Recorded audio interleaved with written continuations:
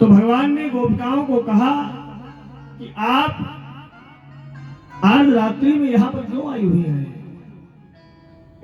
कच्चित भूता गमन कारणम, क्या कारण है? इतना सुनते ही बेचारी गोपिका जो थी वह सब निस्तब्ध रह गई। क्या जवाब दें? गोपिकाओं ने क्या किया? कोई जवाब ही नहीं दिया। इतने में एक गोपी ने अपने पैर के, शरीर के जो पैर होते हैं, पैरों में जो अंगूठा होता है उससे जमीन को कुरेदना शुरू कर दिया। सभी गोपिकाएं नीचे देखने लगी। दूसरी गोपी ने कहा कि कान्हा, तुमने मुझे बुलाया है और हम लोग यहां पर आपके साथ में रास खेलने के लिए आए हैं। भगवान ने कहा लेकिन तुम सभी का को अपने अपने माता पिता, पति, बच्चों की सेवा करनी चाहिए। रात्रि के समय में परिवार को छोड़ करके इस प्रकार से निर्जन वन में नहीं आना चाहिए। तो एक सखी ने कहा, ये बताओ, पति की सेवा करके माता पिता की सेवा जो करते हैं उनको क्या प्राप्त होता है? तो भगवान ने कहा कि उनको मैवं विभोर्हति भवान गदितुम निसंशयं संत्यज्यमीशयास्तव पादमूलम् भक्ता भजस्व दुर्ग्रहा मां त्यजास्मन् देवो यथादि पुरुषो भजते मोक्षम्। भगवान ने कहा कि पति की सेवा को छोड़ करके यहां पर क्यों आई हो? तो गोपिकाओं ने कहा, ये बताओ कि पति की सेवा करके और पिता की सेवा अथवा बच्चों की सेवा करके जीव को प्राप्त क्या होता है? पातिव्य धर्म का जो पालन करती है स्त्री, उसे क्या प्राप्त होता है? तो भगवान ने कहा कि जो स्त्री अपने जीवन में पातिव्य धर्म को धारण करती है उसे मैं प्राप्त हो जाता हूं। भगवान ने कहा जो स्त्री पातिव्य धर्म का पालन करेगी उसे मैं प्राप्त हो जाऊंगा। गोपिकाओं ने कहा, प्रभु फिर आप समझिए कि हमारा ये पातिव्य धर्म ही है, आपका साक्षात्कार मुझे प्राप्त हो रहा है। तो अगर मैंने अपने जीवन में पातिव्य धर्म न किया होता, पति की सेवा न की होती, तो मुझे कैसे प्राप्त हो जाता?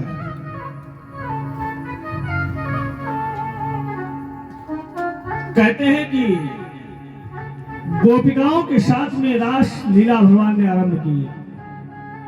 दुनिया के लोग भगवान पर उंगली उठाते हैं कि भगवान ने सभी लीलाएं की, अच्छी बात है, लेकिन रास लीला नहीं खेलनी चाहिए थी। भगवान को रास लीला जो है वो नहीं करनी चाहिए थी। भगवान में दोष लगाता है, लेकिन विचार करने वाली बात यह है कि आज कलयुग चल रहा है।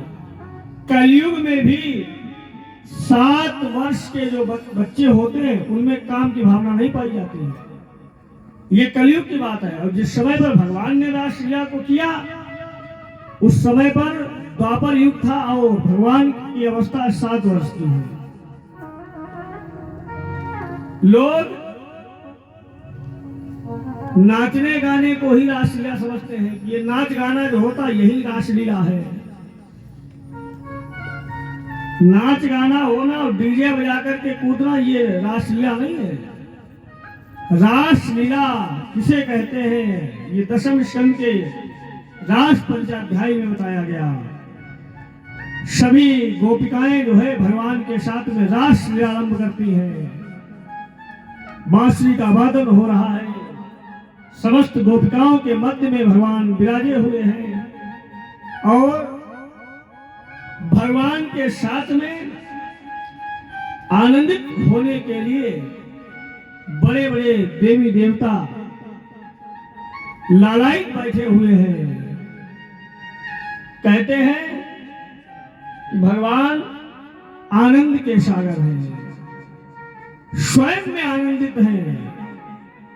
और आनंद की बूंद जिसे एक बार प्राप्त हो जाए कि जो आनंद सिंधु सुख राशि सी करते थे लोक सुखासी।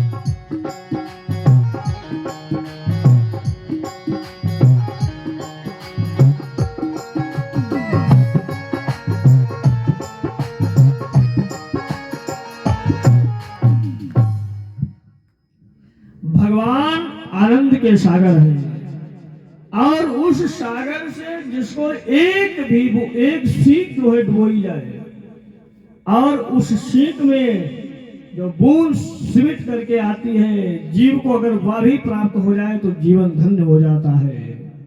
और जिसके पास में पूरा समुद्र आ जाए उसके सुख का वर्णन ही नहीं किया जा सकता है। आज वृंदावनवासी गोपिकाएं कितना धन्य है कि आनंद के सागर भगवान स्वयं उनके साथ में रास लीला को कर रहे हैं, जिसके लिए बड़े बड़े यति मुनि सन्यासी तरसते हैं और रास लीला का आनंद लेने के लिए भगवान शिव भी जाना चाहते हैं। भगवान शिव भी रास लीला में जाने के लिए लालायित हैं और विचार करते हैं कि हम भी जो है रास लीला में जाएंगे। पार्वती जी को कहते हैं कि देवी, मैं भी अपने इष्ट देव का दर्शन करना चाहता हूं कि रास लीला में मुझे जो है भगवान का दर्शन करना है।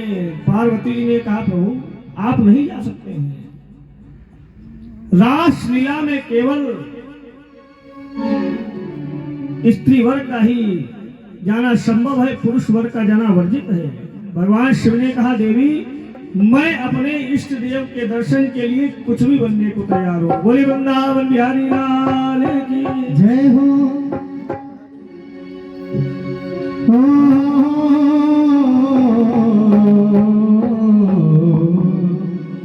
आज भगवान भोलेनाथ पार्वती जी से बोलते हैं क्या, एक दिन वो भोले भंडारी बन के ब्रज की नारी वृंदावन आ गई। पार्वती जी मनाट हारी, पार्वती जी मनाट हारी, ना माने ठकुरारी वृंदावन आ गए, वृंदावन आ गए।